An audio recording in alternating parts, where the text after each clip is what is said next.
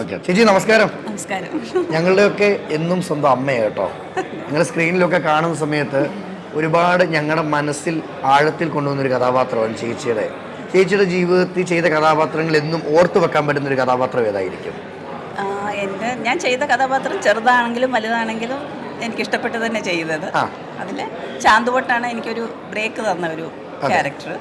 പിന്നെ ലയൺ,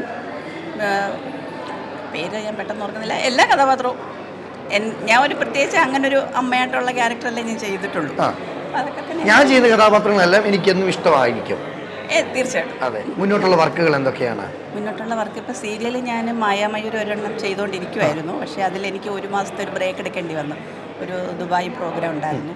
അപ്പോൾ അവർക്ക് അത് കണ്ടിന്യൂസ് ഒരു മാസം ബ്രേക്ക് തരാൻ നമുക്ക് പറ്റില്ലായിരുന്നു. അങ്ങനെ അതിനകത്തുനിന്ന് എനിക്ക് ഇവിടെ ചെയ്യേണ്ടി വന്നു. അപ്പോൾ ഇനി മുന്നോട്ടുള്ള യാത്രയിൽ എല്ലാവിധ ആശംസകളും നേർന്നുകൊണ്ട് താങ്ക് യു.